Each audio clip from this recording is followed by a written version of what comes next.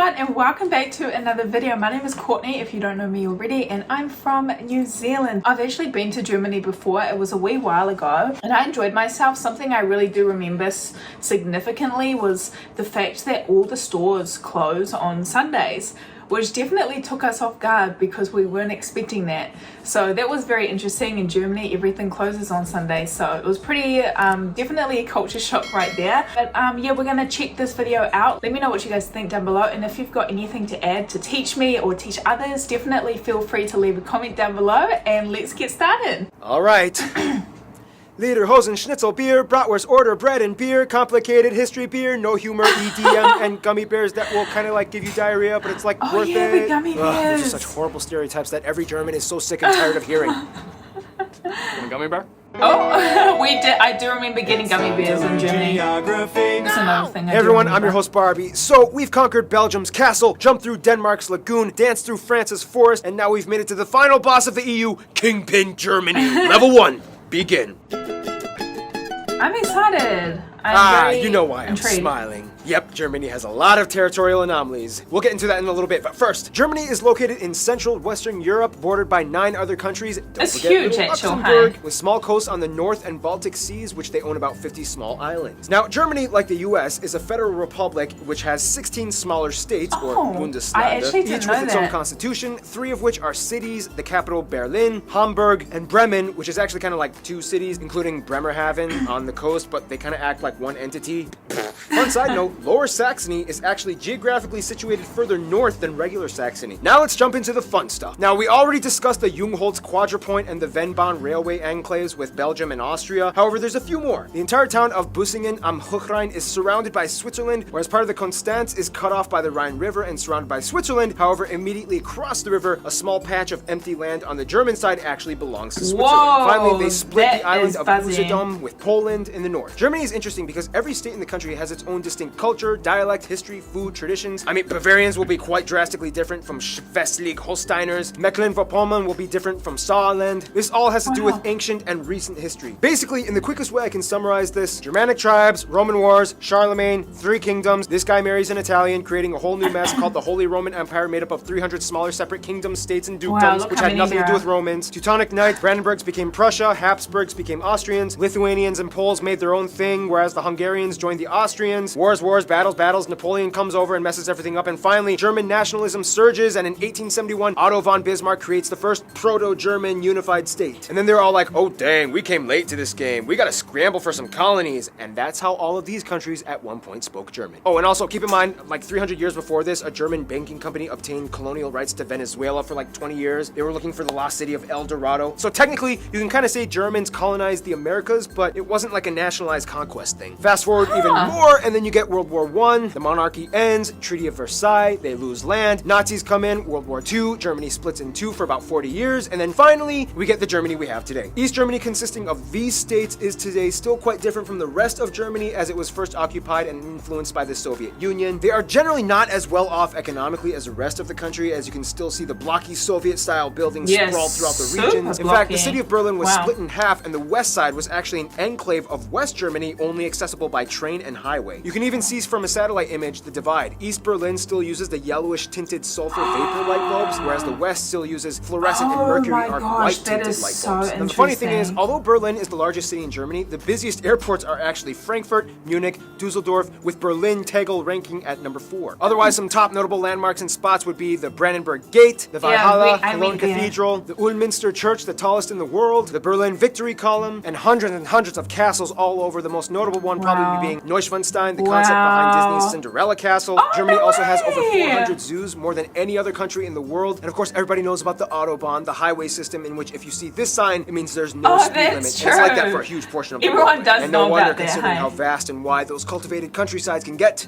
Time for level 2. Oh, level 2, hunties. Okay, think of it this way. In Germany, the more down you go, the more up you move. Basically, Germany lies on the Atlantic shelf in the north that starts with the mudflats in the North Sea. Seriously, this island right here is accessible only for a few hours by foot until the tide comes and floods everything. Then everything just kind of creeps up into the Alps in the south by Bavaria and Baden-Württemberg, with the highest mountain, Zugspitze, located right along the border with Austria. Kind of like France, Germany is filled with a vast irrigating network of rivers like the Spree, Elbe, Weser, Rhine, and of course, the mighty Danube that starts here. About a third of the land is arable and another third is woodland, and after a millennia of civilization, Germans have cultivated the crap out of their country. Most agriculture, of course, happens in the North Flat Plains and the central regions of the country, which is, by the way, kind of like Europe's tornado alley. Due to its position sandwiched between the Arctic blasts of Scandinavia and the moist, warm jet streams of the Mediterranean below, Germany can be an atmospheric war zone in the summer. There are more tornadoes on average in Germany than any other country in Europe. Speaking of flat farmland, Germany is the world's largest rye and hop producer. Germans abso-freaking-lutely love their bread. There are over 300 different kinds of bread in the country, more types than any other country in the world, and almost every meal incorporates some kind of slice or small bun or Brötchen of bread. Hast du gluten-free? Nein!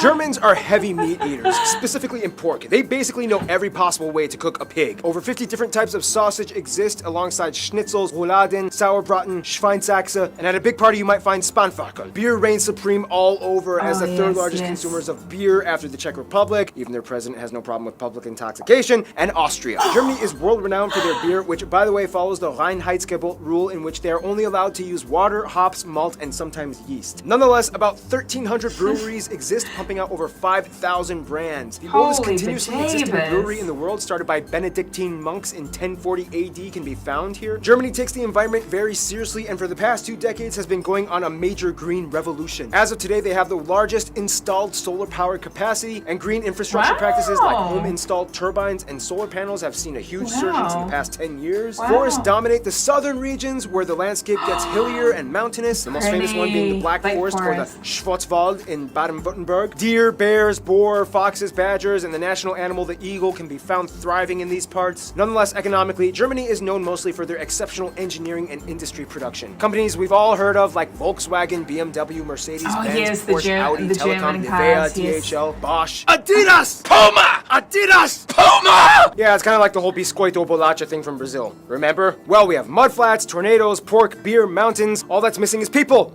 Level 3. Fun little side note, in Germany, this is 3, not this. Now, if the EU was a family, Germany would kind of be like the dad who got out of rehab, reconciled with his wife and kids, and is taking his new life very seriously as he is haunted by the demons of his past every day. First of all, the country has about 82 million people and is the most populated in the EU, second most in Europe after Russia, and has the 4th largest nominal GDP in the world. About 80% of the country identifies as ethnically German, 12% other Europeans, mostly Polish, Italian, Dutch, and so on. Turks make up about 3.5%, Asians at 2%, and the rest are made up of other groups like Africans and Americans. Also, they use the euro, they use the C and F type outlets, and they drive on the right side of the road. Germany is without a doubt a global powerhouse. It is the strongest economy in the EU and makes up about 16% of the union's population. It's the 3rd largest exporter and importer of goods in the world. After the United States, Germany is also the 2nd most popular global migration destination. Germany experiences a high standard of living, tuition-free universities, if you can accept it, that is, a mostly government-subsidized universal healthcare system, about a quarter is still privatized, and state pension for retirement at age 65. Now, when it comes to language, things get a little tricky. Each state kind of has their own type of German. However, to get by, most Germans learn how to speak Hochdeutsch, or High German, which is the standard dialect. The European Charter, however, protects the minority languages of Frisian, Danish, Romani, Sorbian, which is like a Slavic-based language used along the Czech-Polish border, and Plattdeutsch, or Low German, which has similarities to Dutch and is typically used by the Amish and Mennonite communities across the world. In terms of regional distinctions, though, Germany is kind of divided into 5 cultural areas: Rhineland, East and Middle Deutschland, Norddeutschland, Baden-Württemberg, and Bavaria. Rhineland is on the west side and has a culture somewhat more influenced. Sorry if it was loud just now. I had my window open and I didn't realize. Sorry guys. Let's start up again. By France, more Catholics, Carnival celebrations are huge out here. East and Middle Germany was the part that used to be its own country for 40 years as it was influenced by the Soviets. Sorbians can also be found here too. Northern Germany has a coastal sea culture that identifies closer with Denmark and the Netherlands. They are also known for being kind of quiet and reserved. Baden-Württemberg has an interesting Swabian culture where they speak a dialect so thick that only about 40% of it is intelligible to other Germans. And then you have Bavaria, which is where the Americanized, perpetuated stereotypes about Germany came from, with lederhosen, dirndls, half-timber beer houses, and cuckoo clocks. For the record, Germans are sick of those stereotypes. It's like saying all Americans are cowboys with guns and horses. Speaking of stereotypes, some of the stereotypes in Germany include things like Saxons being very indecisive, Berliners are always bragging about themselves, Swabians are stingy, Bavarians drank too much, Hessians talk too much, Holsteiners don't talk enough, and so on. Words differ from regions too. For example, in High German, you would say Auf Wiedersehen, but in Bavarian, you would say Fiat die Gott. In Kölsch, you would say Tschüss, and in Rhineland, you might say Ajus. And there's so many compound words that get really long and complicated, like Rindfleisch, Etikettierungsüberwachungsaufgaben, Übertragungsgesetz. Wait, how is he so good at Because that? many words are mehrtügig, or ambiguous words that are kind of elongated to give off an extensive meaning. Germans have very vivid imaginations and make up words for everything. Like my favorite word, Backpfeifengesicht. Not this time. By the way, for the record, this letter makes a double S sound. However, spelling reformers have tried to decrease the usage of this letter in recent years, which has led to some protests. Germans also love dubbing everything from foreign media into German. Some like this, some don't, but either way, it's here to stay. About 60% of the country identifies, at least nominally, as Christians, split between Protestants and Catholics. Germany was even the birthplace of the Protestant Reformation, split from the Catholic Church by Martin Luther. Otherwise, the rest are mostly agnostic or irreligious, with a noticeable community of Muslims, mostly from the huge Turkish and Middle Eastern communities, at about 5%, as well as a few Jews, Buddhists, and Hindus rounding up the remainder 1%. To kind of get a feel of what it's like to be German, you kind of have to understand where they've come from. After World War II, they kind of had a lot of work to do. However, it wasn't until the mid-50s and early 60s that the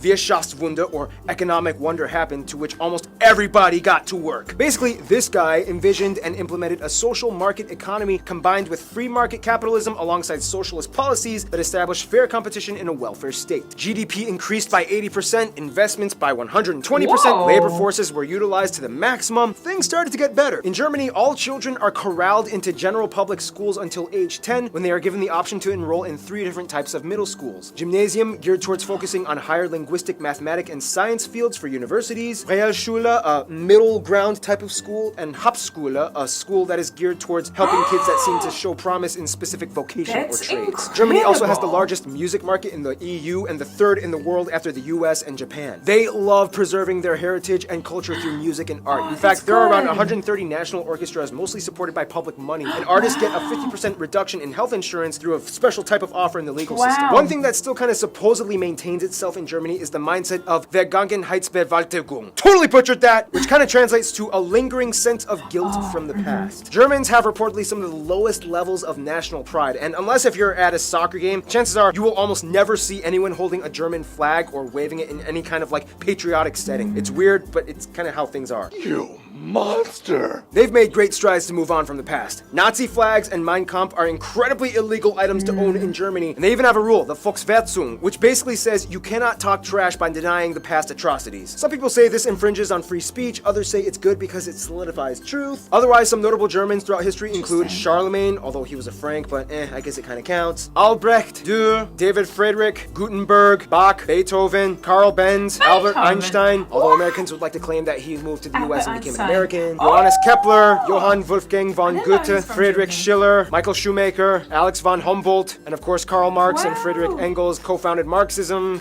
But one thing Germans do best would have to be diplomacy. To this day, the German passport holds the most visa-free nations out of any other country in the world, just beating Sweden. Therefore, you can kind of conclude that Germany kind of knows how to relate to people. Let's find out how in the final round, level 4. Little boy.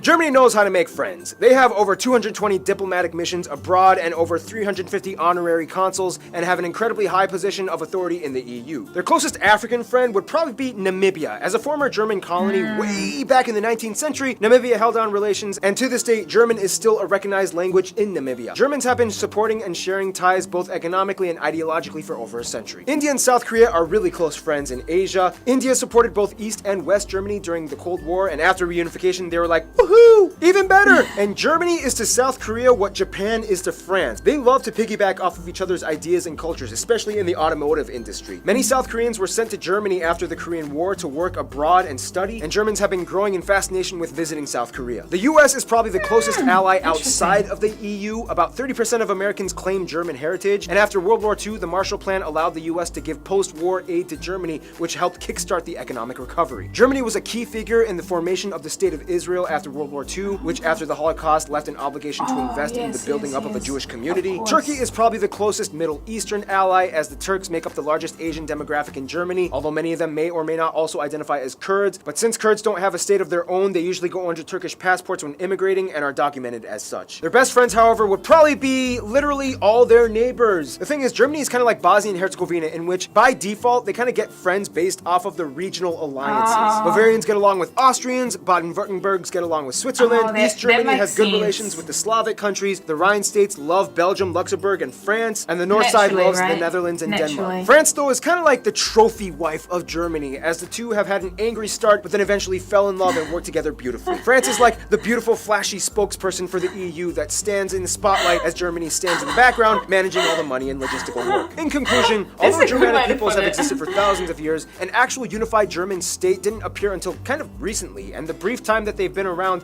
they've kind of gone through some of the most intense, world-revolutionizing historical events possibly imagined. Yet, they've come out working hard and building their way up to become a world superpower. You gotta give it to them. There's something about the Germans. And with that, final boss level complete. Stay tuned, another African state Germany That was very, very interesting. I feel like I learned a lot of different aspects of Germany through this video. I didn't know that Germany had states, different dialects, different ways of speaking, different culture. I really didn't know that, and I guess it totally makes sense. Germany is quite big when you think about it. It's quite large, and I think it's interesting that the different areas of Germany have good relations to the countries next to it in that region. I think that's so interesting. What was really incredible for me is the 3 different schools that you have access to once you turn, was it 10 years old? So you can choose your interest as a child, and you can go to schools with people who are more like-minded. I feel like that would give you a better learning experience. So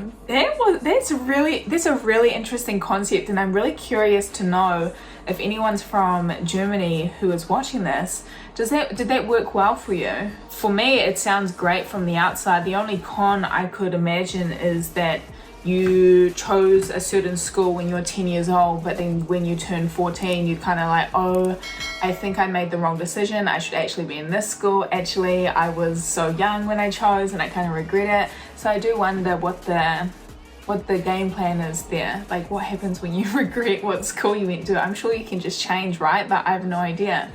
But yeah, thank you guys so much for watching this video with me about Germany. So let me know if you want me to react to any more European countries on this channel. I'd love to see your recommendations. And if you haven't already, definitely give this video a thumbs up if you did like it, and subscribe to the channel if you haven't already. And I will see you all in my next video. Bye guys.